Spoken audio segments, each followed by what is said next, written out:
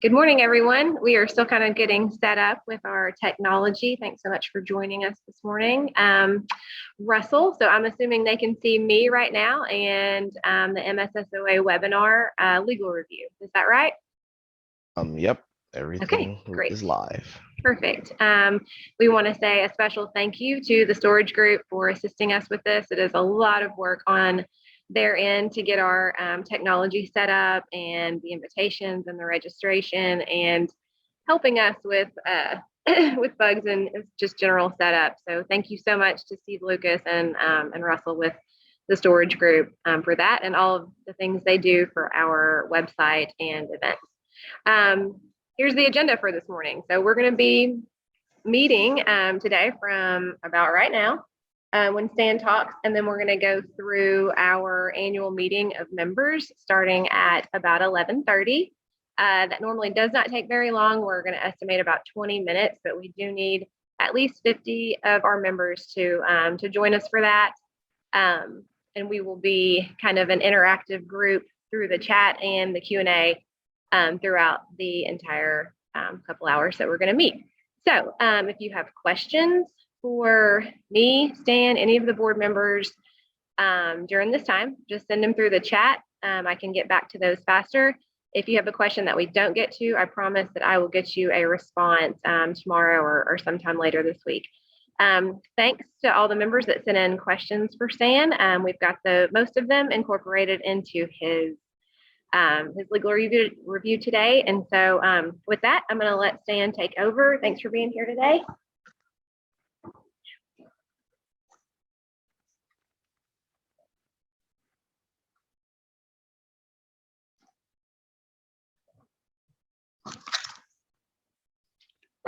Thank you, Shelley. I appreciate getting the chance to be here. I was so looking forward to meeting in person. I understand the day and age we live in. We just don't have that luxury, but we'll hope the best for next year. I would like to see you guys again and be able to meet in person and talk with you about your businesses and things of that nature.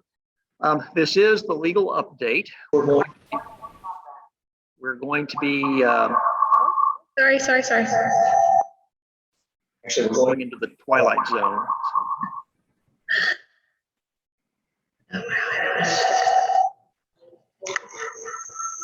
That's my fault. Is that better? Okay. So we're going to talk this morning about legal matters, some things that are old, some things that are new, some things to keep in mind. As we do, you might remember that this is for educational purposes. I can't in this setting handle specific issues where you need legal advice, just because I can't ask all the questions I need to give you sound advice. So if you have those questions, you're welcome to contact me or your local lawyer to help you with those. So we'll go through those today. My name is Stan Masters. I have been the counsel to the Missouri Self-Storage Owners Association pretty much since its inception. And just yesterday, I was on the phone with one of your founding fathers, a man named Charlie Broomfield, and he sends his greetings to all of you. So let's begin our work today with the statute as it exists and what you need to know to properly manage your business from a legal perspective. So it all begins with the Missouri Self-Storage Act, and that law is a gift. It's a gift because it gives you a chance to easily and quickly get rid of bad tenants, put a unit back into productive service, and hopefully get you paid the money that you're owed. And it all begins with a rental agreement that complies with the Missouri statutes. That's where it all begins. And incidentally, if you're looking for the Missouri self-storage law, you don't have that, you'll find it at just Google RSMO, which stands for Revised Statutes of Missouri, 415.400, and you'll find those statutes, Missouri Revised Statutes 415.400. So it all begins with your rental agreement. The rental agreement has a number of factors that must be present in order to qualify for a lien sale. So while you may have a rental agreement, that might work well to rent a storage unit. If you don't have these statutory requirements met, then you don't have what you need to have a lien sale should someone default. So what do you have to have in that rental agreement? Well, first you must capture the tenant's name and authorized user. That's pretty basic. You also have to have the last known address. Remember, it can be both an email address or a physical or mailing address, but you have to capture that in the rental agreement. You're going to need that, of course, if somebody defaults and you've got to send notices. You've got to know where to send those notices. Terms, specifically, anything you want to be able to collect, and anything you might want to treat as a default if the tenant doesn't do what they're supposed to do. So the big one there is rent. Rent must be stated in the rental agreement. You must also do, for example, any other fees that you may charge, late check fees, anything like that. You need to make sure you have those stated in your rental agreement. The unit number, you're going to have to be able to identify specifically which space is being rented. That's all pretty common. The last two are the ones that will trip people up most commonly. The lien notice must be in bold, and you must have the signatures of both the operator, that's you, and the occupant. You must have both signatures on the rental agreement, or you can have a lien sale. So again, this is the mandatory lien language that complies with the statute, and it comes straight out of our model rental agreement in Missouri. Basically, there isn't magic language that has to be used, but you must convey to the tenant that you have a lien on stored property, that you may sell that stored property to satisfy your lien, and that after a year, if the tenant hasn't claimed any surplus, it will be sent to the state treasurer. And it must be in bold-face print in your contract. So the simplest thing you should do if you need to have a lien sale is pull out that rental agreement. Hopefully you've done this long before you need it for a lien sale. But if there's not at least one paragraph in that document that's in bold-face type, you've got a problem. And it can be easily fixed by just making a few changes and making sure that it covers those three critical things. Telling the tenant you have a lien. Second, that you can sell his property, her stored property, to satisfy the lien, and that any surplus will be held for a year unless they claim it and then sent to the state treasurer. So make sure that's in your rental agreement. The second one, as I mentioned, is you've got to have the signatures of the operator and the occupant. You've got to have both signatures on those. That's a matter of doing a simple audit through your files. But long before you have to go to a lien sale, it might be worth pulling out 5, 10, 15 of those contracts every day through your files of occupied units and making sure that you've got signatures on all those documents. Also reiterate to those who may work at your counters or may be helping you with these things to be sure that they capture those signatures when they've got new tenants moving in. Now, I realize many of you are doing this electronically nowadays, and that's great. That greatly simplified the process of renting units to tenants. And electronic signatures, electronic contracts, including leases, are fully enforceable in the state of Missouri. Missouri law clearly states, again, at Chapter 432 of the statutes, that electronic signatures, electronic documents are completely and enforceable in Missouri, just as if they were written in hard copy on paper. So that's a good thing. But please remember that statute also puts some requirements in place that a KG savvy tenant might use to try to get out from under a contract if they happen to know the law. So remember this. There are several there, but these are the big ones. Number one, when that tenant rents a unit from you electronically, that tenant must be able, at the moment it's formed, to print or store a copy of the contract. So if for whatever reason the tenant enters all the buttons, finally submits an electronic signature, but cannot print or store the contract, then the contract is not valid. So be sure that's done. A tenant must also, before he or she punches the final button to create the contract must be able to correct any errors. So if the tenant is sitting before a kiosk or before a laptop computer at home or wherever, and determines as they're scrolling through that up above they have hit a wrong key and they've got the wrong address stated, well, they have to be able to correct that before they enter into the final strokes needed to make the contract effective. So be sure there is a component there for them to make that change. Finally, you have to reach the moment of truth. There has to be a moment in the process where there's a go or no go, where the tenant can say, yes, I do want to enter into this contract, or no, I've changed my mind, I don't want to. That must be an option available to the tenant so that there is a time when they can say, no, I really don't want to do this.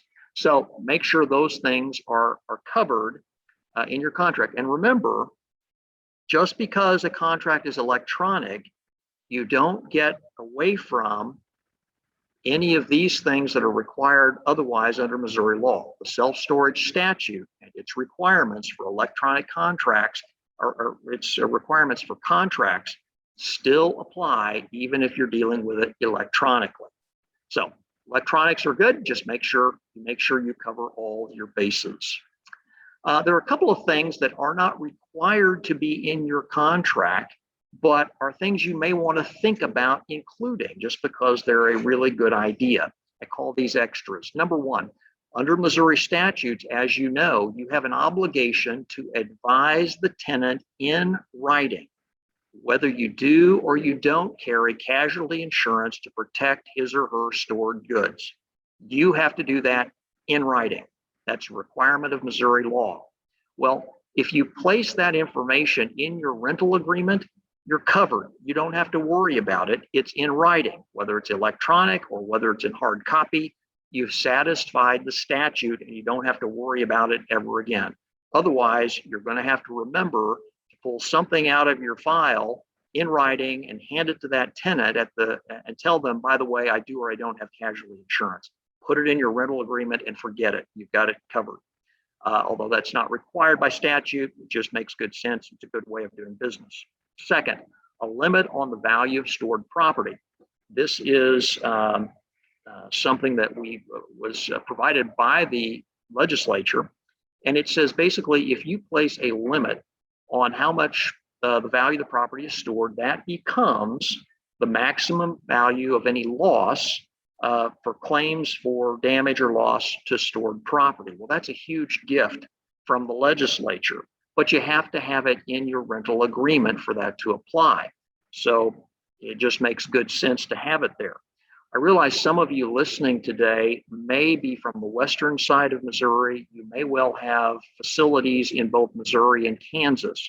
Please be aware that the legislature in Kansas recently adopted a statute that provides for this same thing. If you place a limit on value in your rental agreement, then it is the maximum value in the event of any loss or damage to stored property. So Kansas is now in line with what Missouri has been doing for some time. But again, it all begins by having it in your rental agreement. It's a gift from the legislature. Why wouldn't you do it? You should. Finally, if you want to charge a late fee and collect a late fee, it has to be stated in your rental agreement, or an addendum later, but has to be stated in the rental agreement for the most part. And unless it is stated in your rental agreement, it's unlawful for you to collect a late fee. So again, put it in your rental agreement if you want to collect a late fee. Sometimes that's helpful in encouraging delinquent tenants to get their bill paid up to date. And remember, in Missouri, we can charge as a late fee anything that is reasonable. However, if you charge the greater of $20 or 20% of the monthly rental fee, you are per se reasonable. We call that the safe harbor. While you can charge anything you want to as a late fee, it'll be up to you to defend it as being reasonable. If you stay within that safe harbor, $20 or 20% of the monthly rent, you are per se reasonable and safe, and therefore you're free to collect the late fee. So those are three things that make sense to have in your rental agreement, although they are not specifically required by law. No matter how well you've drafted your rental agreement. No matter how attentive you are to help tenants, sooner or later, one of them will fail to do something they are supposed to do. And that brings us to questions of default. And how do we deal with those? Well, typically what we do is we think about having a lien sale. And this is just a quick guide. There are 6 things you need to be thinking about before you have a lien sale. Before you take the stored property, turn it into cash, pay yourself what you're owed, and distribute the rest or hold the rest for the tenant or other lien holders.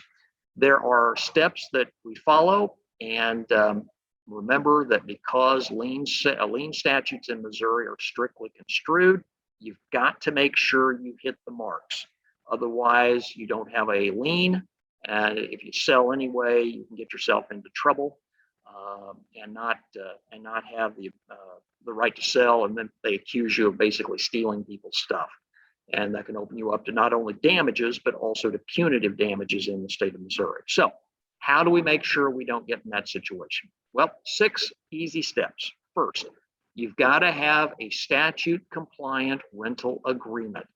That's the things we just talked about.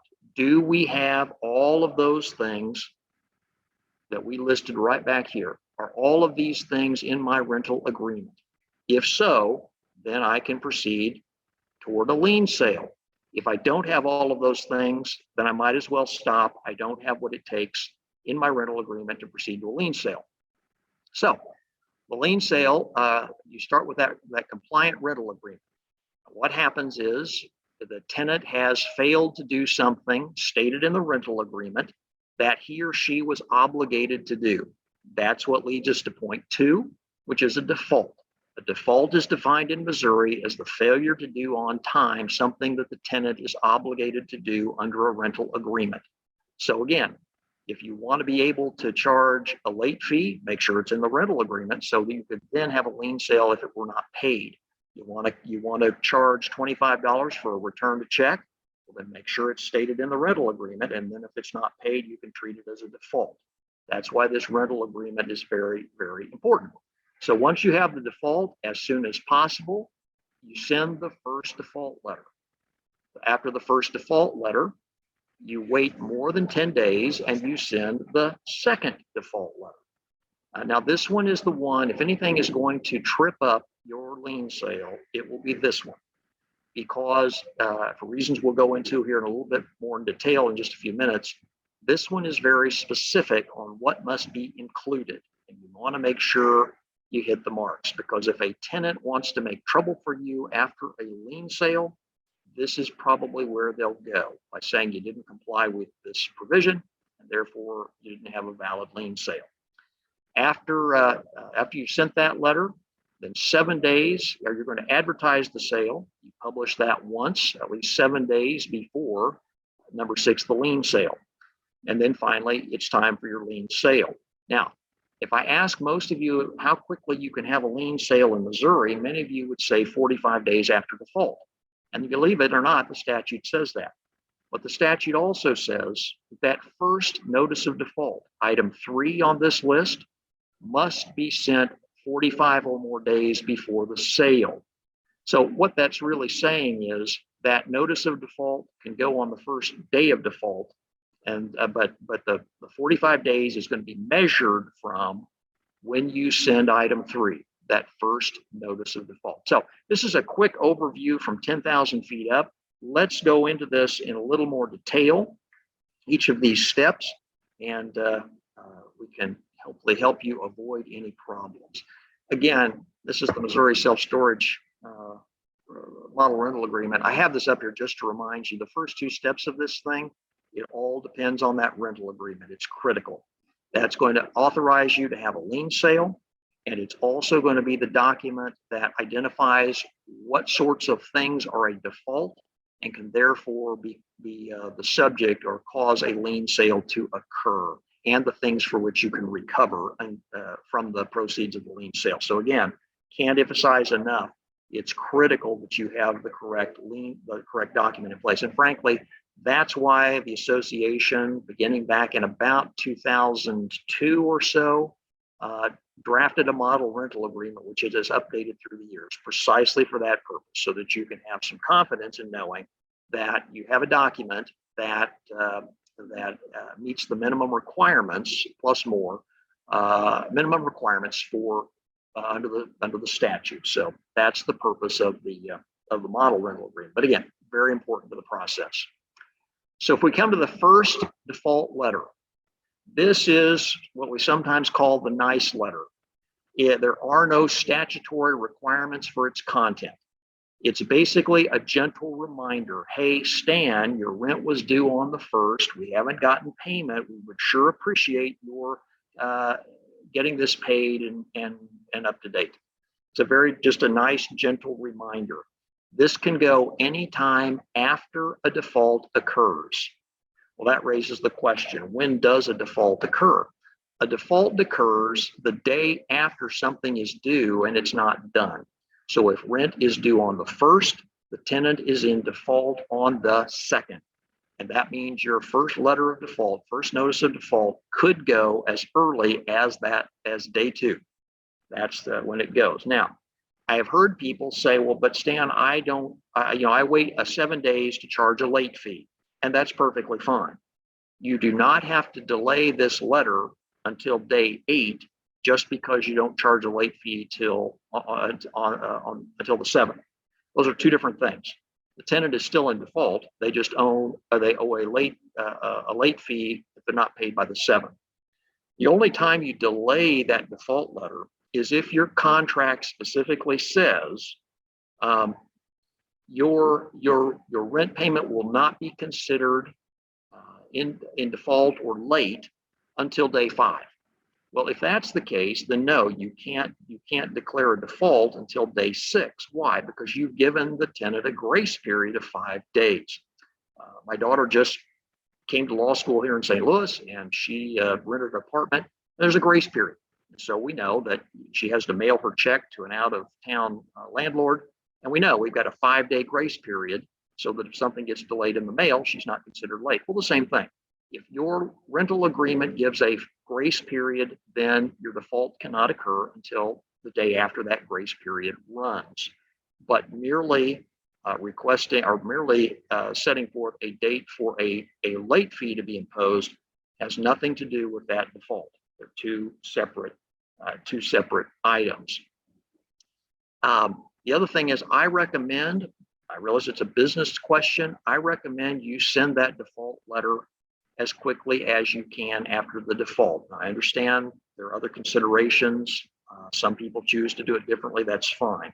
I do that by analogy to my business because I know the longer I wait to go after someone who has failed to pay a bill, the less likely I am to get paid. So don't let the numbers rack up on you till you're dealing with a huge amount of money you're trying to recover through a lien sale. Get on it quickly. So get that first notice of default out. This notice goes to 3 different groups of people. First, that first notice of default goes to the tenant, which makes sense. You captured that information in the rental agreement. The tenant also has an obligation to advise you in writing of any lien holders who have an interest in the stored property. Well, how might something like that come up? Well, if your tenant is storing, for example, a brand new computer it bought at Best Buy, and it bought this computer over time on the installment plan, well, then most likely Best Buy has what's called a purchase money security interest, a lien in the property. The tenant is supposed to tell you that if that's true. If the tenant does tell you that, and you have the lien holder's address, you're supposed to send this first notice not only to the tenant, but also to the lien holder. Same thing with third-party owners. What does that mean? This is the situation where you have the boyfriend who rents the unit, but also puts some of his girlfriend's stuff in there, okay? If that happens, the boyfriend, the tenant, is supposed to tell you, some of the property stored in here doesn't belong to me, it belongs to my girlfriend Sally, and here's her address. If the tenant has given you that information in writing, then you must also send that first notice to the third party owner as well. You send these notices by U.S. mail, first class, or by email, either one. Now, remember, under the statute, if the tenant has told you, I prefer that you send notices to me by email and not by regular mail, then you must send them by email. If he says, I want you to send those by regular mail and not by email, then you must send them by regular mail. If the tenant doesn't tell you, you're free to send those either way, whichever you prefer. And remember, again, this first default letter is what triggers the 45 days that you have that you must wait before you have a lien sale. So keep in mind that first letter is pretty important. More than 10 days later, you send the second default letter. Again, this is the one that can be a little bit tricky. This is the one that will trip people up. This is the one that plaintiffs like to argue about. Send it 10 or more days after the first letter. That means that if the tenant went into default on the first and you sent the letter on the second, first notice default on the second, then you can't send this letter until the 12th at the earliest. You must give 10 days from when you sent the first letter. Interestingly, this letter only goes to the tenant and to an identified lien holder. We don't have to send this letter to third-party owners. Why that is, I don't know. You just have to ask the legislature about that. I have no idea. But at the end of the day, the second notice of default only goes to these two groups, the tenant and any identified lien holder. This default letter must go by verified U.S. mail or overnight courier or by email. What does verified mail mean? Verified mail means in a way that gives you proof of mailing. So you can do that through the U.S. mail. Some overnight delivery services like FedEx, things like that, will also give you proof of mailing. In the old days, we sent these things by certified mail, return receipt requested, and we get the green cards back and all of that. We don't need to do that. Whether or not it's delivered or not is not our problem. What we have to show is that it was mailed to the last known address given to us by the tenant. And once we do that and can prove that, we're done. So when you go into the post office, you can ask for a form of verified mail. It costs you $1 or $2 more than just regular first class mail. But if you remember in the old days when we did certified mail, they would give you a little square white piece of paper that had the date stamped on it. That was your proof of mailing, and that's what you come out of the post office with to get proof of verified mail, something like that. We don't have to worry about the green card. We don't care whether it's ever actually delivered. We just care that we can prove that it was mailed. Same thing with email, of course. We have a record that it was emailed, and therefore we can prove that it was sent. That's what we have to do. And again, remember, if you have a specific instruction from the tenant, a preference, one over the other, mailing versus email, we have to respect that and we have to follow it. If the tenant doesn't tell us, we can do it either way. Now, this letter has mandatory requirements. There are certain things that the legislature has said, if you're going to have a lien sale, these things must be covered in your letter. Please be very careful with this, particularly those of you who may be using automated, computer-based, web-based systems that sort of, with a mind of their own, spit out documents or letters for you to send or email to tenants. Sometimes those line up with Missouri law, sometimes they don't. Sometimes you've got to go in and make some adjustments to what comes out of that computer to make sure they comply with Missouri law. Please make sure you do that, because otherwise you can lead yourself into some real problems. So what is required in this letter? Now, if you were to come to one of these in person, I would hand you a document called a lien sale timeline. I've had variations of this that I've given out over probably 20 years. And many of you have them in your files. You tell me you still rely on them. That's great.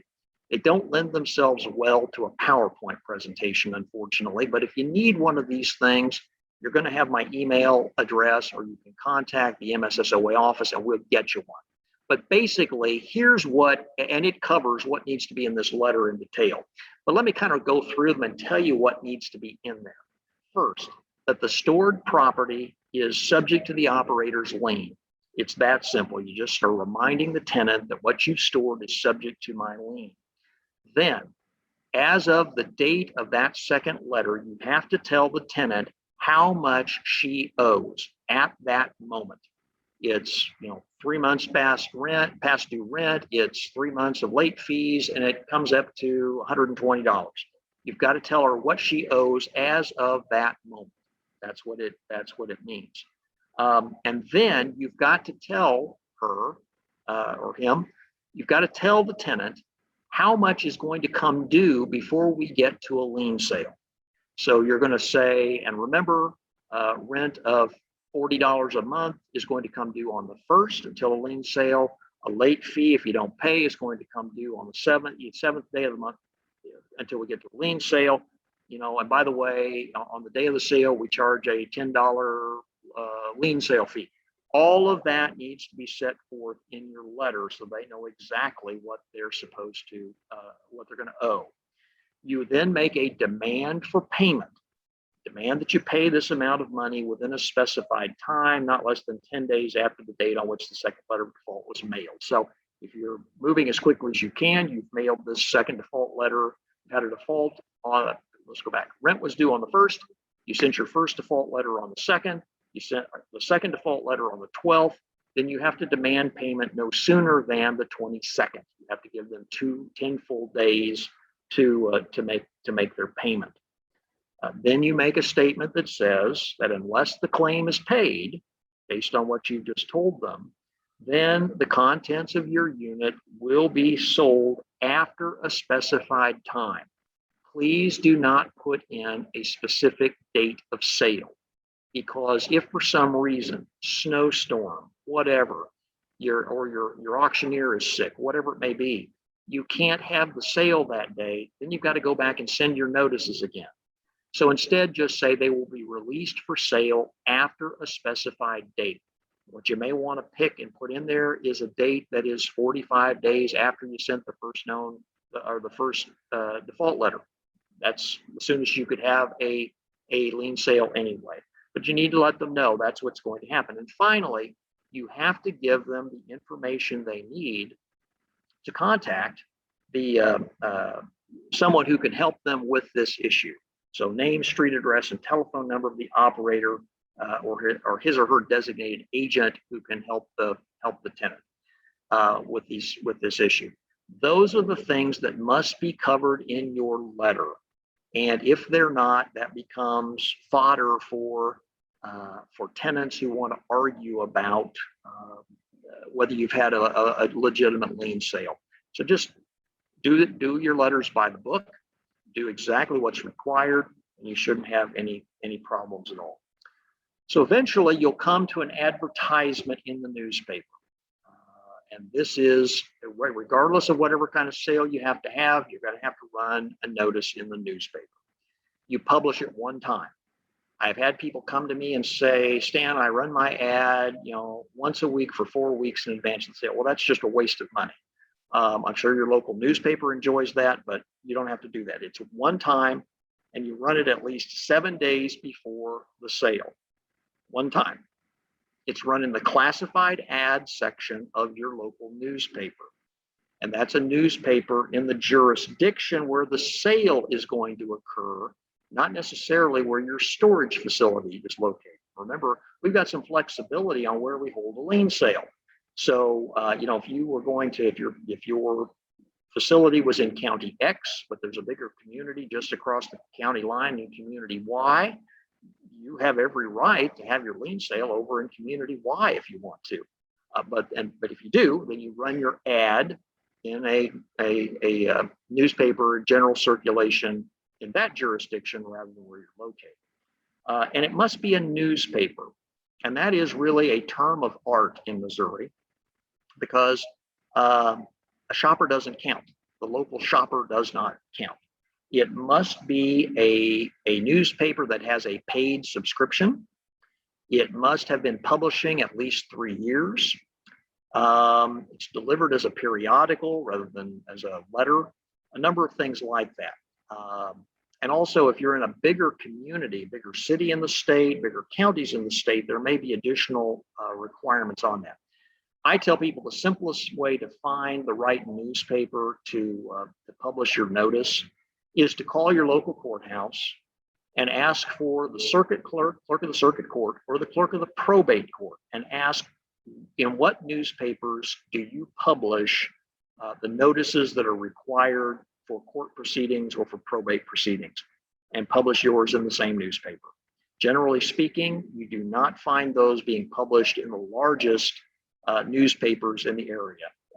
Save your money. You don't need to be publishing in the Kansas City Star or in the Post-Dispatch. You have other options, and your courts will be able to direct you if you can't figure out which one to use. You include in that ad the time, place, and terms of sale. The important term of sale is cash. Now, cash doesn't just mean I've got to have, dollar bills and 5s and 10s. What it means is something that's immediate payment. It can be cash, it can be a check, it can be a credit card. What it cannot be is I'll sell it to you today and I'll just carry you until a month from now when you want to come back and pay it, or you'll pay it in installments. Now, it has to be cash on the barrelhead. When you buy it, you need to give me cash or a check or a credit card or some means of payment. That's what's required. Other term of sale you may want to consider would be with reserve, which would allow you in the middle of an auction to pull something if you thought it wasn't going high enough, something like that. And finally, you state in the ad the obvious, which is the items will be released for sale.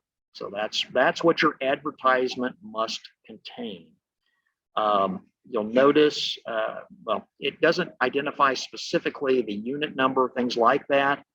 I think that's a good idea, if for no other reason than it gives a tenant theoretically one last opportunity to realize that their property is about to be sold, and hopefully they get over and do something with it. Can I put people's names in? Sure, you have every right to do that, if that'll help. So the advertisement runs, and then you come to your lien sale. Now, this seems really simple, but it has some complexities to it, and I'm going to spend a little bit of time going over one particular aspect because it ties into something we're going to talk about in just a few minutes. We have a lot of flexibility in the way we can do a lien sale. So we've got the tenant in default, we've gone through all the steps, it's now time to sell the property. We can do that by what's called a public or a private sale. And those are both defined terms in Missouri, both in the self-storage statute and in other aspects of Missouri law. A public sale is generally what you and I think of as a public auction. And in Missouri, by statute, we can do that by the auction at your location that you maybe have had before. We can also do that online. That is expressly authorized by Missouri law. So that's a public auction. Generally, that's considered the type of auction where you have competitive bidding. People are hearing other bids being made, seeing other bids being made, and causing themselves to bid more if they want to. The other way we can sell is with what's called a private sale. A private sale is generally a negotiated sale, person to person. Sometimes it can be with bids from a limited group of people, but it's pretty much anything that doesn't qualify under the definition of a public auction, everything else. And that is expressly permitted under Missouri law. When might I want to do that? Well, imagine you've gone through the lien sale process, you're opening up the unit, and you discover that it's full of very expensive antique furniture. Well, you may not want to just, throw that up for bid to the usual folks who show up looking for bargains at an auction, cheap tools or things they might put in their thrift store or whatever. You may want to maximize the value of that stuff so that you get your lien paid in full. It may make more sense for you to contact the local dealer in antiques or a local collector in antiques and saying, hey, what would you give me for these items? that is a private sale. And there are people out there who say, in some cases, that's the only commercially reasonable way to sell some high dollar items. So that's when you might use a private sale as opposed to a public auction. Now, hang on to that distinction because we're going to come back to that. A public sale typically has bidders, competitive bidding. A private sale typically does not. So keep that distinction in mind. Remember, at a lien sale, we can sell in units or parcels. You do not have to sell the entire unit to the same person. If there is one item that you want to sell by private sale, as we've just discussed, and let the rest of it go at a more run-of-the-mill public auction, you're free to do so. We do not have to sell everything as a unit. It can be sold in parcels. You don't have to sell everything to one person. That's why it says one or more contracts. You can sell things to multiple buyers out of the same unit if you choose to do so. You can sell anytime, at any place, on any terms, as long as it's cash. But your time and place, you have a lot of flexibility over when and where you want to do those. And then the only requirement is it must be commercially reasonable. Well, what does that mean? Commercial reasonableness is a overarching kind of fairness idea that says, even if you're a debtor who hasn't paid his bills, you should get a fair shake when somebody sells your property, because hopefully there's enough money there to pay not only what you owe, but to give you back something that you may, the surplus that it may exceed what the storage facility owners owed. Commercial reasonableness is not specifically defined, at least at this point in Missouri, by clear, bright line sort of rules. The way it's generally described is, are you selling an item, whatever it is, secondhand tools, expensive antiques, whatever they may be, are you selling those goods in a way that a reasonable merchant would sell those goods? So are you selling priceless antique furniture or expensive antique furniture in a way that a dealer in antique furniture would reasonably sell it? And if so, it's considered commercially reasonable. Are you selling things that would be garage sale quality items, secondhand stuff in a way that somebody who deals in that would sell them? Then it's commercially reasonable. This is the rule that keeps you from selling somebody's classic antique car to your brother-in-law for $50. I mean, it's just really a matter of what is commercially reasonable. Typically, however, in Missouri, commercial reasonableness is not measured by the fact that you could have gotten more had you done something different. The question is, was it a commercially reasonable way to sell the property? So that's what happens in your lien sale. Now, a number of you ask questions before I came today about what do you do if you've got a car, a boat, a trailer, a personal watercraft, an outboard motor. Those things are titled property in Missouri. Those are things that you get a title for from the Department of Revenue or possibly others. How do you deal with those things when you find those in a unit where the tenant has gone into default? And frankly, had we come in person today, this is what I was going to spend a good deal of time showing you the specific forms you need to make that happen. But let's walk through it here and at least maybe give you an overview of how this works. Couple of things you need to remember, 3 in particular. Number 1, if you are going to sell, we're going to use vehicles for now, although boats and other things have a similar kind of process. If you crack open a unit and discover a car, okay, 3 things you need to remember. Number 1, you are going to have to comply not only with the Missouri self-storage statute regarding lien sales, you are also going to have to comply with the Missouri Department of Revenue rules regarding the titling of automobiles. You're going to have to satisfy the state statute on self-storage, and you're going to have to satisfy the Department of Revenue. So you're going to have to do 2 things. Number 2, and it's down at the bottom of the slide that you see there. If you try to have a lien sale without an abandoned auto title in your hand or a junking certificate in your hand, and you sell anyway, you have committed statutory fraud in the state of Missouri. Don't go there. You need to take the steps that reasonably must be followed to get a title or junking certificate if you want to have a lien sale for the vehicle. And third, be prepared. This process is going to slow you down from what you would normally do with regard to a lien sale that didn't involve titled property like a car.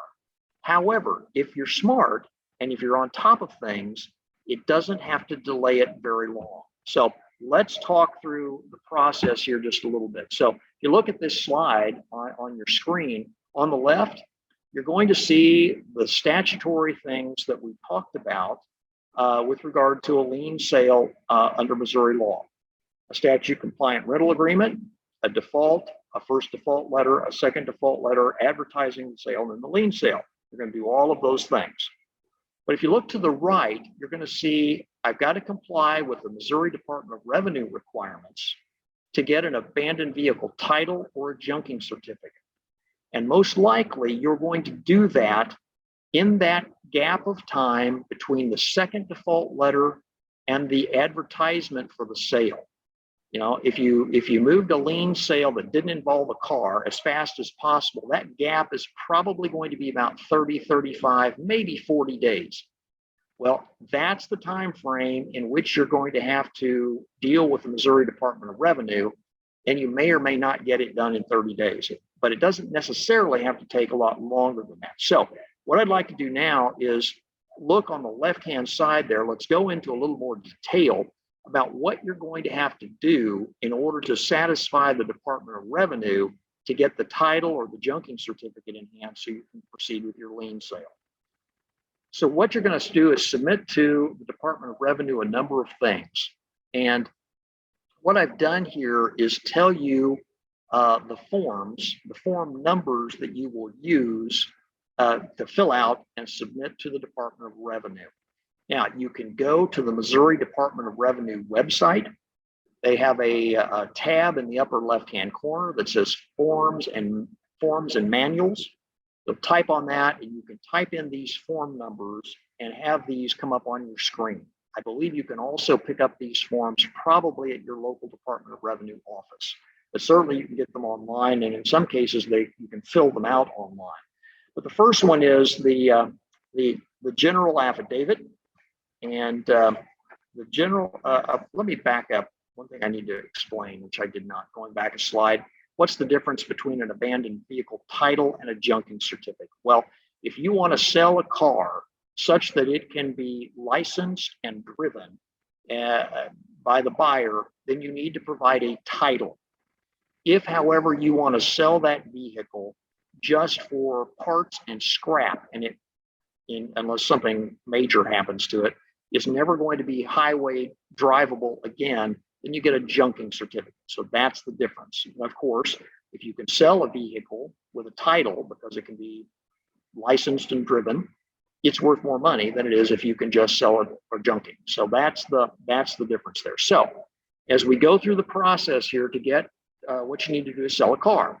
First thing you're going to fill out is what we call a general affidavit, Missouri Department of Revenue Form 786.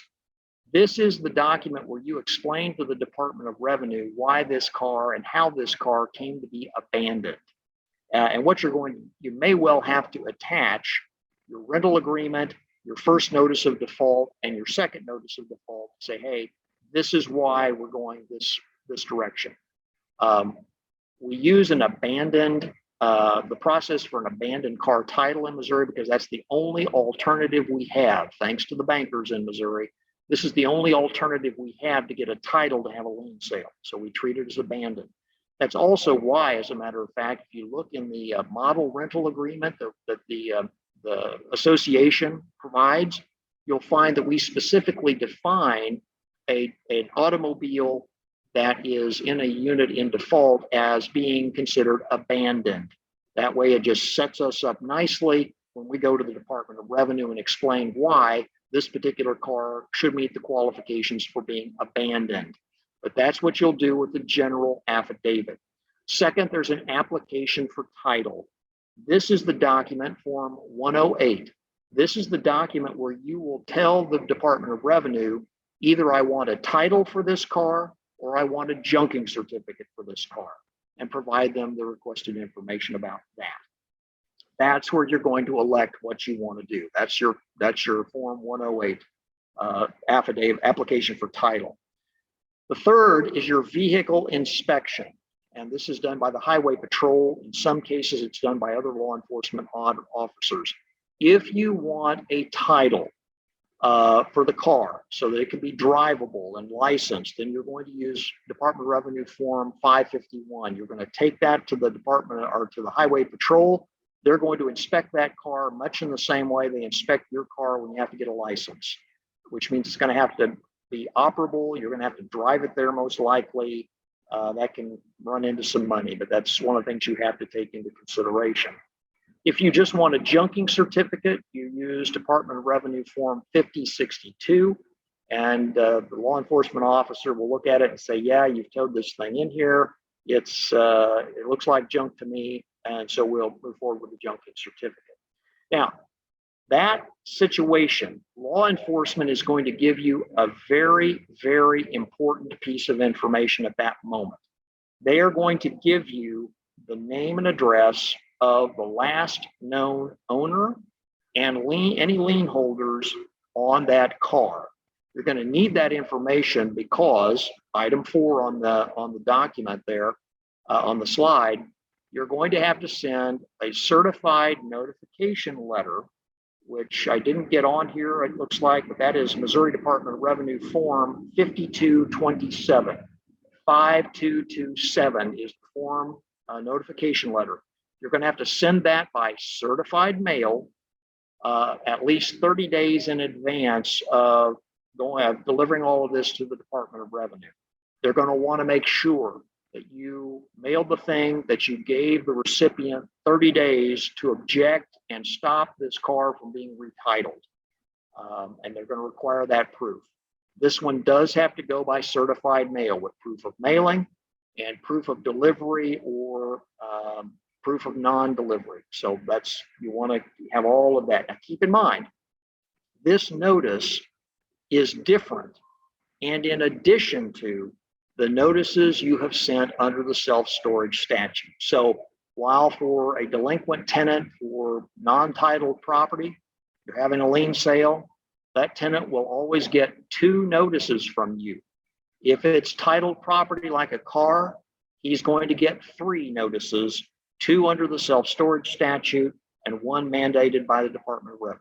So that's what you're going to have. You take those things, you're going to pay sales tax on it like you do a new car, and some fees. I don't believe sales tax or fees or as much in fees applies if you're getting a junking certificate, but you're going to submit all of that to the Department of Revenue. The Department of Revenue is then going to send you a title or a junking certificate for the automobile, and then you have a lien sale. So that's what you're going to have to go through. And quite honestly, one of the questions you have to ask yourself is this: is having a lien sale for this car, getting a title so I can do a lien sale for this car, worth the time, trouble, effort, and money? That's a business decision you will have to make. You may also say, even though I know I don't want to make this thing, operable again so I can get it licensed or get it, sell it as a roadworthy vehicle, do I even want to go to the time, effort, trouble to have to sell it to get a junking certificate? Those are business decisions you're going to have to make on whether you want to pursue this or not. But these are the steps that need to be followed if you do want to have a lien sale for titled property. There are similar kinds of forms that we use for marine property and trailers and things like that, and we can get that information to you if you need it. But in any event, again, let me just remember, it looks like I left a number off of item 4. Again, that form number is 5227. 5227, that's the certified letter for notice to get a title or a junking certificate. Now, This is the front page of a very handy volume that if you have to deal with either selling or towing, getting titles for abandoned property, this is a document available. It's actually a manual that's available from the Department of Revenue. You go to their website, you go to that tab in the upper left-hand corner that I told you about, and you search. This document says abandoned property manual. Sadly, if you type that into the Department of Revenue website, it doesn't come up. If you will search abandoned vehicle manual, this document comes up. It is very handy. I keep one of these in my desk drawer and refer to it whenever you folks call and have questions about selling automobiles. Section 3 of this document is the one you want to go to. What's nice about it is it not only gives you cross references to the documents you need, it has examples of those documents in the back, and then you can just go find those documents on the website, Missouri Department of Revenue website. But in any event, one thing you may want to keep handy, the abandoned property manual. So after the lien sale is over, what do? You pay yourself what the tenant owes you. And that can be rent, charges, reasonable charges incurred to have the sale, all those kinds of things. If there's a surplus, you give it to the tenant or a lien holder who calls for it. Now, the tenant, keep in mind, if the tenant comes for you and says, I want whatever surplus there was, the tenant must give you an affidavit that there are no lien holders that are entitled to the money, and he must agree to indemnify you if he's lying to you. So bottom line is you don't just hand him money, you have to get that affidavit first. And then finally, after 1 year, if nobody comes to claim the amount, you send that on to the state treasurer. But remember, you have alternatives to a lien sale. One alternative to a lien sale in Missouri is that you may otherwise dispose of property having no commercial value. If you crack open the unit and you just find, garbage bags full of oily rags, you take those things to the dumpster and you're done with it. And I realize this can get into some subjective areas, what's got value, what doesn't. I mean, arguably a tenant wouldn't have it in a unit if it didn't have some value to them, but whether it has a commercial value is a whole different matter. Keep in mind in Missouri, of course, if you offer something for bid and it doesn't get a bid, then by definition, that is property having no commercial value. You can otherwise dispose of it. Now, the statute does not require us to send a notice before we dispose of property having no commercial value. I still think it's a good idea. That may cause a tenant to get in and pay for his stuff, or just come get it for that matter if it's not worth anything to you, and get it out of there. I do recommend, as with any lien sale, take a picture so that you don't have an argument later about what was actually in the unit. Open the door, snap a picture of what you see, and move on from there. But that is an option to a lien sale if it has no commercial value. Second, remember that if you have one of those vehicles, boats, whatever, you can tow it away. The only difference here is that the rent or charges must be at least 60 days past due, not 45 days, 60 days past due. And to do this, you use Missouri Department of Revenue Form 4669. That's a 3-part form. You fill out the top portion. The towing company fills out the middle portion. The towing company then takes it to law enforcement that fills out the bottom portion. The beauty of this is that it immediately puts your unit back into productive service. All of those things that we talked about that you would go through to have to get a title is now the problem of the towing company. You've just said, come get this thing and take it off of my property, and they take care of the rest. Now, in doing so, you give up your right to have a lien sale because the property's gone. But you do still have a claim. You theoretically could still go to small claims court, try to recover what you were owed. I think this is a particularly good option if the best you're going to get is a junking certificate for this thing anyway. I mean, unless you have a buyer who you think, because it's a classic car or of a vintage that your buyer can use the parts for and there's some value to it, then I'm not sure why people would worry about a junking certificate and why they wouldn't just have the thing towed and let somebody else deal with it. Now, that is the law in Missouri, but I want to turn our attention briefly to something that is not the law in Missouri, that came within a hair's breadth of becoming the law in Missouri last session. Senate Bill 594, there was a similar bill in the House. This is a change to the statutory language with regard to ads that we run in the newspaper. And the stuff you see on your screen here in boldface, this is information that was added to our existing statute. So it says at least 7 days before a sale, advertise the time, place, and terms of sale in the classified section of the newspaper of general circulation in the jurisdiction where the sale is to be held.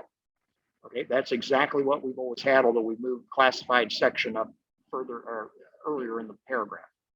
This is new. You may also advertise in any other commercially reasonable manner.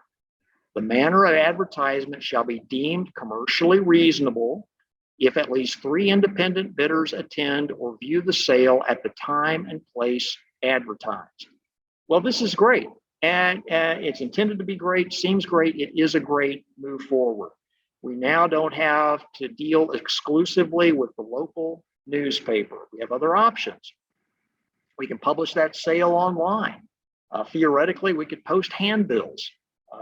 Theoretically, we could, put ads on the radio or on TV or whatever to advertise our sale. The local shopper would also might well qualify under this thing. It's very good. But here's the issue. When you have a statute like the self-storage statute, if you tweak one part of it and you're not careful, you can raise questions about other parts that were never intended to be changed. And why I'm going over this with you is we need to watch this because I think it will come back in the session in 2022. And if so, I would urge the association to get out in front of this so that we can clarify how this affects other things that we've been doing for 30 years. So let me show you what I mean. There are some unanswered questions that come from this proposed amendment. Good as it is, helpful as it is, there are some questions that arise. Primarily out of this 3-bidder rule for commercial reasonableness.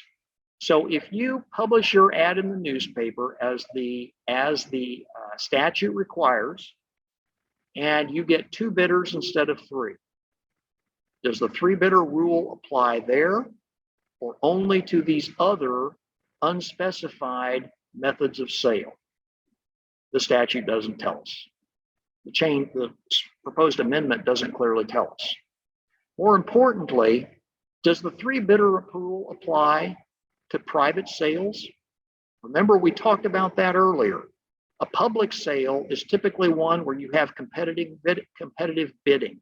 You have bidders, whether it's at your site or whether it's on the web, however you're doing it, it has bidders. A private sale typically doesn't. Now, remember my example of the antiques in the unit. You want to go to the local antique dealer and say, what will you give me for these things? A perfectly permissible private sale under Missouri law. How does the 3-bidder rule apply? There aren't any bidders in that circumstance. Do I have to have 3 people come observe, even though they're not interested in buying? What does this mean? The problem with these kinds of unanswered questions is they create uncertainty.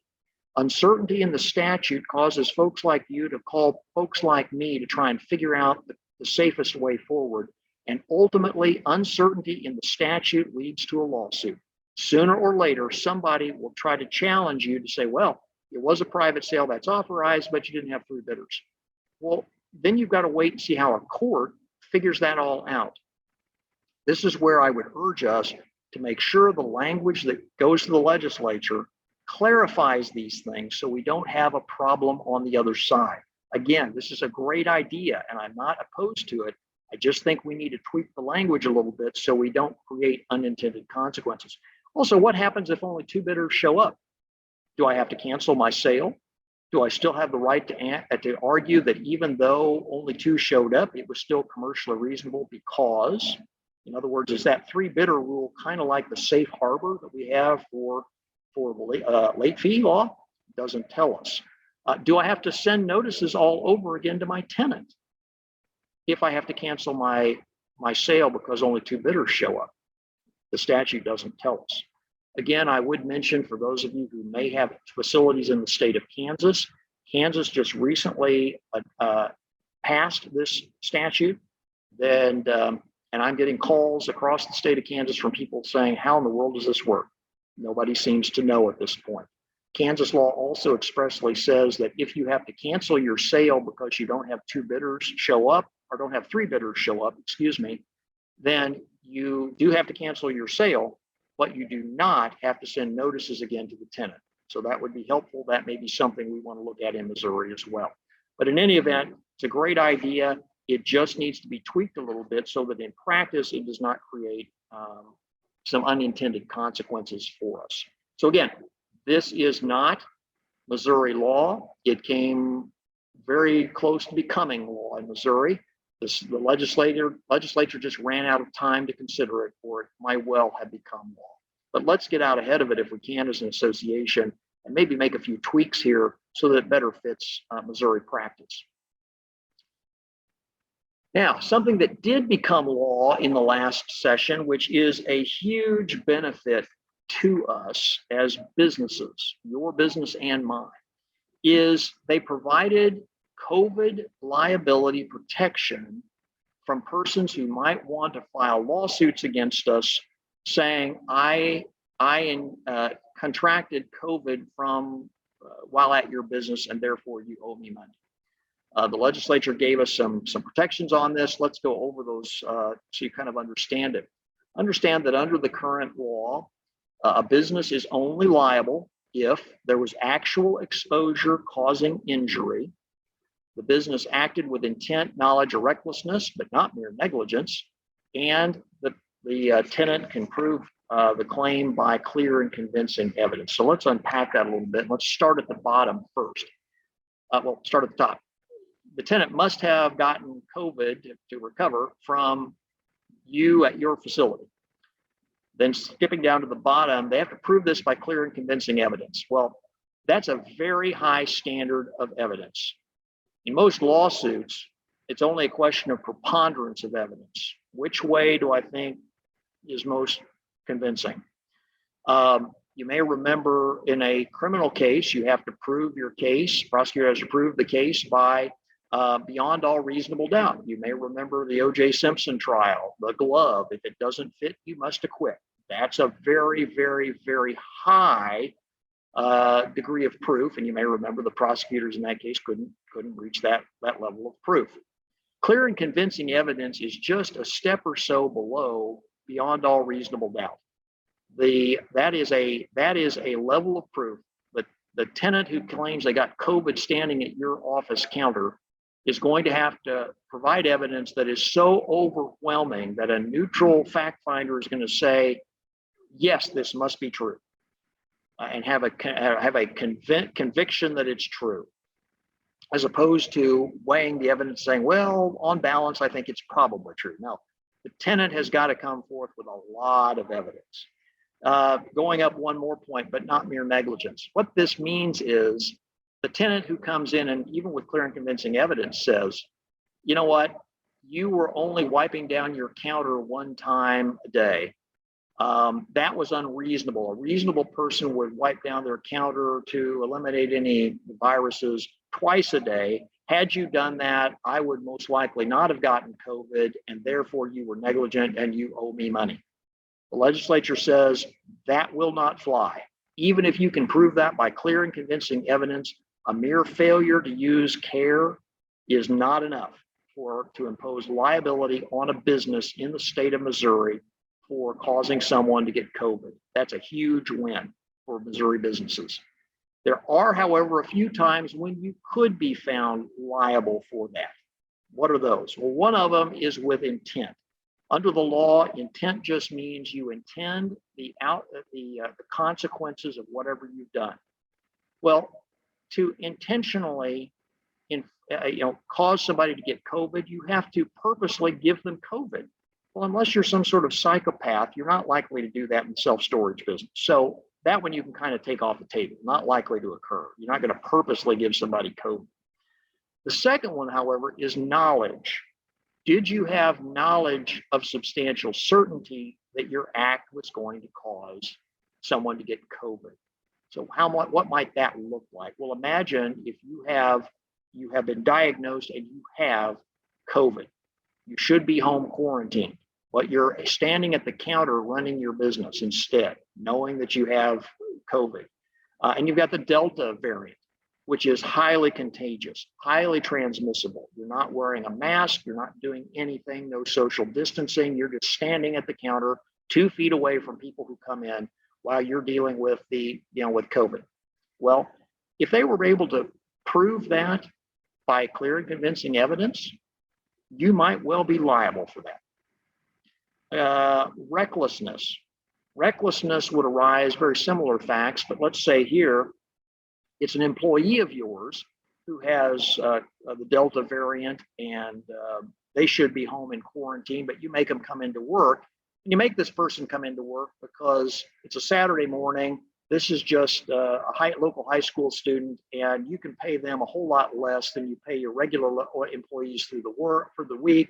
Besides, if you have that regular weekly employee come in, you may have to pay him overtime. It's a lot more money for you. So even though he's got COVID, you'll make him wear a mask, but he's going to stand at the counter and deal with people 2 feet away from him. And you know this, and you do it because you can save a buck.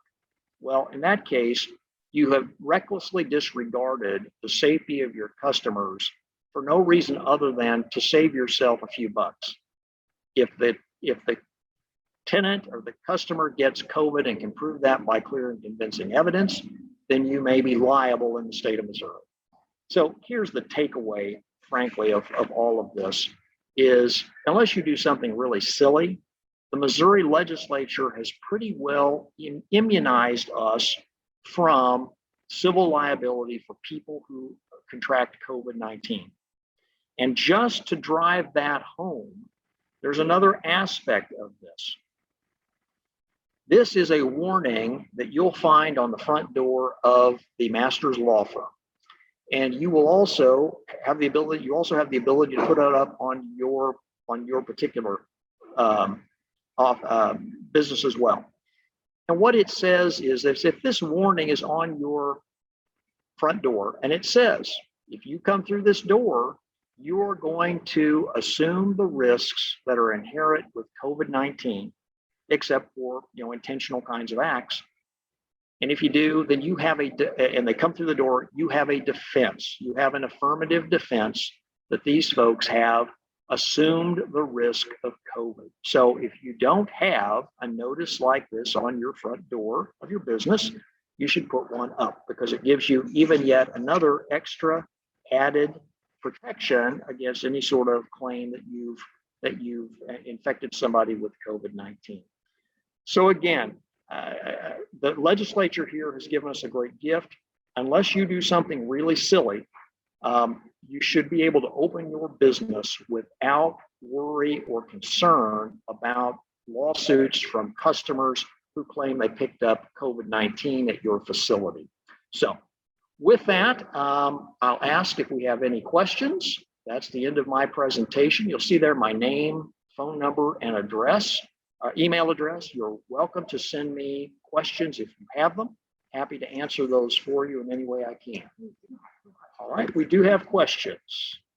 I'm going to pull them up.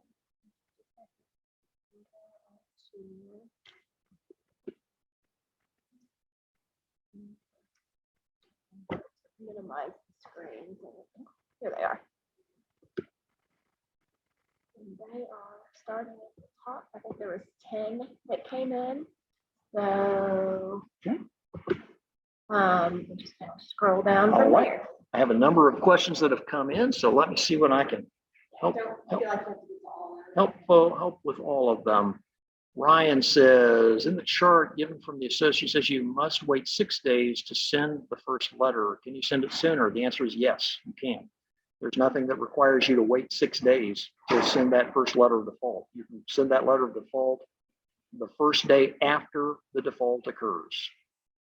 So thank you for the question, Ryan. Ryan, another one. If I can send it quicker, that's better. Just wanted to confirm. Yep, you certainly can. You do not have to wait the 6 days. I think where that comes from is it's often common for people to say the late fee will arise after 5 days or a 5-day grace period. But no, it's not required. Now, if there's a grace period, which we discussed, that's a different matter. But just a plain vanilla, the rent is due on the 1st, then you can send that first notice of default on the 2nd. So moving on down here, go down.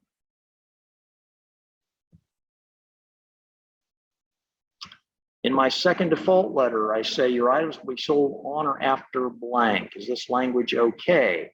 Should be, because again, you're not tying yourself necessarily to a specific date. You're making sure that there is some flexibility there. So Lance, thanks for that. Dale, for lien advertisement, if you're selling online only, not at your location, you list the auction website and not your facility location correct. The jurisdiction is where my facility is located at. Oh, that's a really interesting question. The answer to that would be, as things currently stand, you would still publish an ad in the jurisdiction where the property is to be sold, which raises an interesting question. If I put my property for sale on eBay, where exactly is that? So probably I would publish that in my local paper is what I would do. But yes, you would need to identify the website where it would be sold. That is correct. Please remember, if you're selling online, you need to make it clear to people that until the sale is over, you reserve the right to stop the sale. Why is that? Because the tenant, even if you're selling online, has the right to redeem his property until it's sold. So it could be that sometime before the sale is scheduled to end, the tenant comes back and redeems the property, in which case there will be no sale. Let's see what other questions we have here. My second default letter, I give them the itemized charges to date. Sounds like I need to include future charges of exact amount, or can I say additional charges late fee will continue until the sale? No, you need to let them know under the statute what those charges will be and when they will be imposed. So rather than giving a total number, typically what you'll say is, and remember, your rent of X dollars will be due on the first day of each month until the sale. Your late fee will be due on the 5th day of each month until sale, those kinds of things. Is your PowerPoint available to us? I'm happy to make that available to you. Does each unit need its own advertisement? Can one blanket ad? One's fine. If you've got multiple sales, multiple units to be sold, one sale ad is fine. To start the vehicle lien sale, when inside a unit, we will have had to cut the lock, in his example, by day 2, or when we see the first notice, right? Yeah, that's a really good question, Mary. I am not a fan of the storage wars model where you cut the lock on the day of sale and see what's in there. I think you need to know what's in there so that if you find something like an automobile, you can get on it as soon as possible and not waste everybody's time showing up at a sale that you can't have anyway. With that, I believe our time is just about over. I'm sitting before an august group that appears to be the board of directors of the Missouri Self-Storage Owners Association, and they have other business for you to conduct. See, looks like I had only 2 more questions. Let me do, Mr. Chairman, may I do that? Yes, sir. All right. If I have to drive it to Missouri Highway Patrol, how do you get a key? That's part of the expense of having somebody. You may have to have a key created for that car, and that's part of the expense of getting a title. Megan, if I don't want to go through the trouble of titling or junking, are there other ways to get rid of the vehicle? Can I take it to a scrap yard? I don't recommend that you treat the vehicle as being no commercial value. That's where, if you look at the slide that I gave you on towing, as long as the rent has not been paid for at least 60 days, you can call a tow company, give them the correct form number, and have the tow company take it off your hands. It's not your problem anymore, and you've put the unit back into productive service. So with that, thank you again for letting me come. I have my fingers crossed that next year I will be able to see you in person. I miss getting to see my friends in the self-storage industry across the state, but I wish you all well. If I can help for some reason, please don't hesitate to contact me. And with that, I'm going to turn this back over to Shelley. Thank you all very much.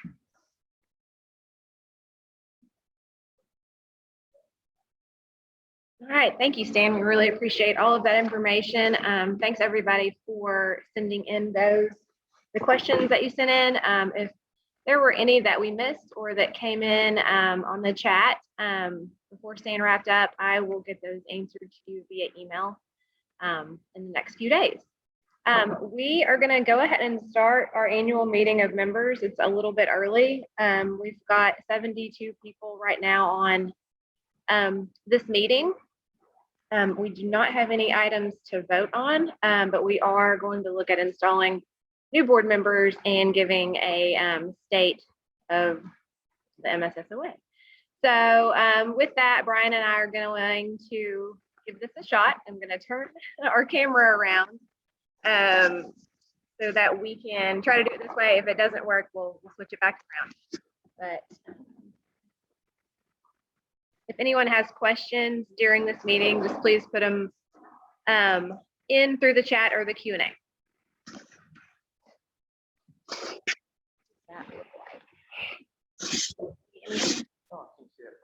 Okay. You just come up here. All right. Okay. Brian's going to start our meeting off in accordance with our bylaws and to open up the meeting.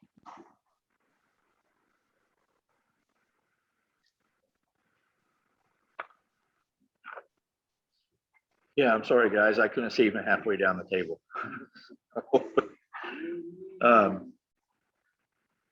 In accordance with our bylaws, the MSSOA, the annual meeting of members is called to order at 11:22 a.m. We do have 72 people in attendance, along with our board members, which does meet our quorum minimum. We've had absolutely zero requests for proxy votes. So just to let you know, that's not something we'll be dealing with today, but that is an option for you guys. If you want to think about that for next time, you're always welcome to send in a proxy vote to Shelley if you know anything we're voting on in advance. So in accordance with the bylaws set forth, the officers and members of the board of directors shall be elected to the first annual membership meeting associated and prescribed. In accordance with the bylaws, the board of directors created a membership committee. We have reviewed 2 applications. We've submitted the applications to the board of directors. Board of directors will set forth 2 different people. One is Jeff Miller of Kimberling City.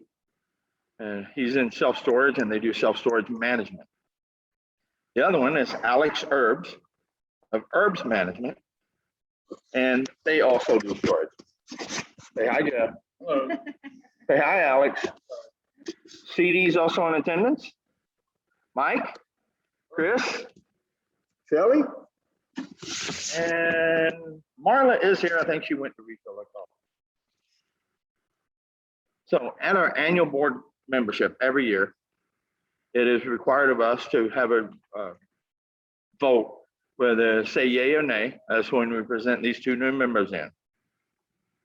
So on direction of the bylaws set forth, the committee did attempt and succeeded in nominating both of these people after they were vetted. Thank you for the willingness to serve, and we appreciate the contribution you've made as members of the MSSOA. So since this is virtual, we really can't have a show of hands or anything like that. You can raise hands, as Shelley said. There is a function in here to do that. But if you also have a question or anything you want to ask about either one of these 2 members, you're more than welcome to ask about that and send something in the chat as you did before. At the annual membership meeting, officers and board of directors shall also be voted in. Nominations for the board positions are as follows. I will stay as president if you guys approve that 1 more year. Mike Powers will be our vice president. Chris Holloway will be our treasurer. Marla Colick will be our secretary. I do want you guys to know this will be my last year as president. I am going to go back on the board, but I'm going to be going as ex officio for advice and help and stuff like that. And we'll be working with the new president. We will submit to you guys next year to make sure everything's a smooth transition. And with Shelley's help, everything's been a smooth transition. So we appreciate Shelley quite often. Let's look at our financials. As of September 16th, 2021, we have $48,954 in the checking account, $31,221 in the CD. Our last normal financial year, 2019, our net income was $4,524. Net income after refund adjustments is $17,018. That's as of today. So Shelley wrote this for me. I don't speak the way she does. So just so you guys know, everything here sounds intelligent came from her. The rest is from me. So for the membership, we ended our 2020 with 250 facility members, increasing membership 14% versus 2019. We're on track to make the same increase for 2021. We currently have 18 active vendor members.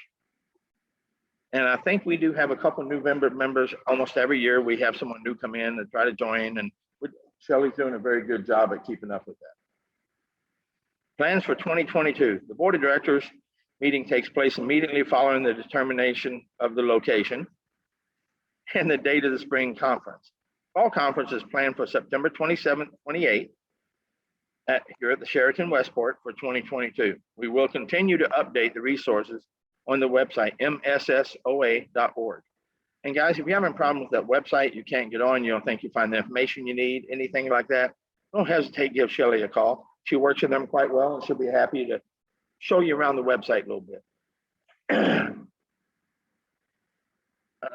Additional board meetings will take place in October of this year and February and April of 2022. Before our next meeting of members commences, if you have items to submit for the board meeting agendas, please submit those 10 days before the start of the month the board meeting is to be held. While I will say, guys, send questions, comments, remarks, something you like about the meeting, something you don't like about the meeting, something you think we can improve on, something as maybe you have a different idea of what you would like to see that we've never thought of. We'd love to have that. Because what that does, it draws attention and maybe something we're missing. And no, we're only human, and we luckily getting 2 new members on this year is going to bring lots of new ideas and help us along our way. So at this time, do we call for a vote?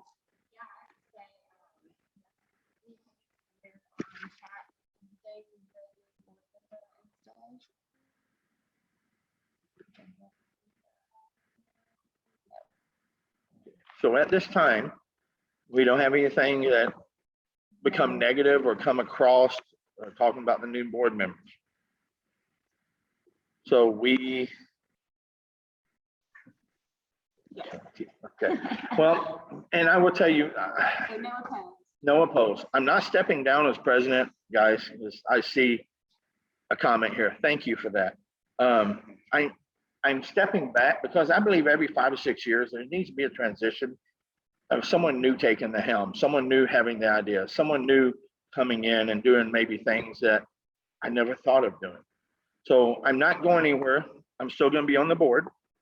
The board is still in great hands. The guys that are going to be running the board, with your permission, are very intelligent, very articulate. I think you're going to love the new guys. We will still have Shelley here to make sure everyone stays under control and happy. But with everything going on right now, I think welcoming Jeff and Alex to our board is going to be a real big benefit to us. And we appreciate you guys being patient with us, helping us learn. And it's self-storage. It's what we do. It's what we love. It's why we're here. So at any time, these 2 new board members that you guys have just approved have not realized yet, we're putting your phone numbers on blast. So people can call and ask you questions anytime they want, and that's why you joined the board. So we appreciate this, guys. Thank you for all your help. Thank you for all your support. To accept the board members?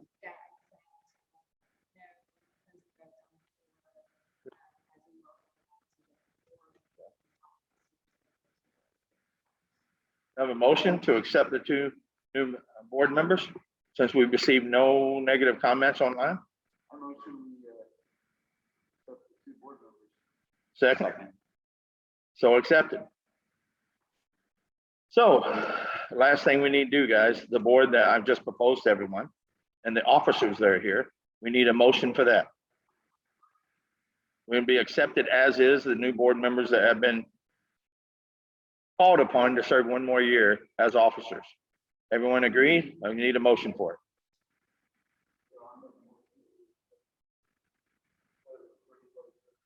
Second. Second. Accepted. We have it's gonna be another good year. Hopefully I get to see some of you guys this year.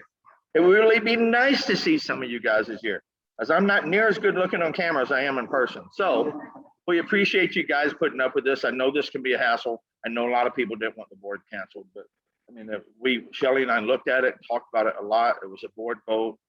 We won't have a show if we can't afford to have the show and we don't have enough information to provide you guys your money's worth. It's just not worth it to us. But I appreciate you guys doing all this for us. I appreciate you guys calling in to talk to Stan and stuff, and I hope y'all have a blessed day. Need a motion to join the meeting? Motion. Second. Motion carried. Bye-bye.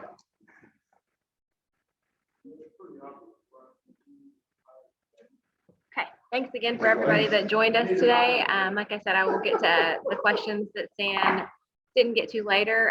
His PowerPoint will be online in the next couple of days as soon as I receive it from him. And like Ryan said, if you have questions, please pass those along. My email address is sharris@mssoa.org. Thanks again for everybody joining us today, and we hope to see you at our next show.